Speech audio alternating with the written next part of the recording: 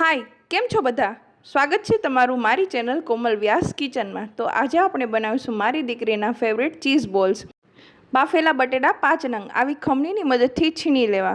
બટેકા છીણેલા યુઝ કરીએ તો એમાં ગાંઠા ના રહે અને મિશ્રણ એકદમ સ્મૂથ તૈયાર થાય છે. હવે છીણેલા બટેકામાં 1 tablespoon oregano, 1 tablespoon chilli flakes, 1 bowl bread crumbs, બારીક કટ કરેલી કોથમીર, થોડું છીણેલું ચીઝ નાખીશું.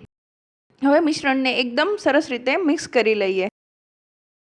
સાંજનો સમય હોય અને મજાની સ્મેલ રસોડામાં ફેલાયેલી હોય.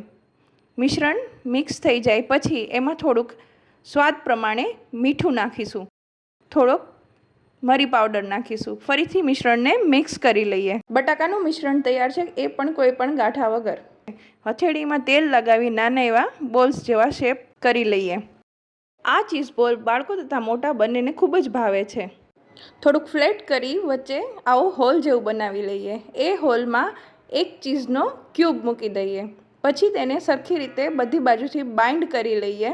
બાઇન્ડ થઈ ગયા પછી એને એકદમ ફરીથી નાના બોલ જેવો શેપ આપીને આપણું ચીઝ બોલ રેડી છે.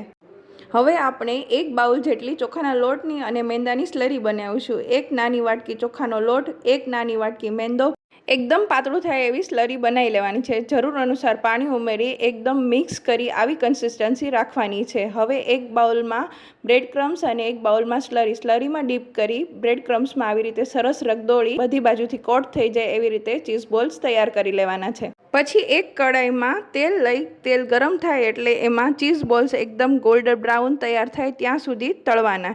જો આવી રીતે બનાવશો તો ફાટશે પણ નહીં. તો તૈયાર છે ગરમા ગરમ ચીઝ બોલ્સ. બહારથી કરકરા, અંદરથી ઓગાળેલું ચીઝ. ટમેટો કેચઅપ સાથે ડીપ કરી માણો ચીઝ બોલ્સ. અલગ અલગ રેસીપી જોવા માટે મારી ચેનલને સબસ્ક્રાઈબ કરો. આવજો, એન્જોય.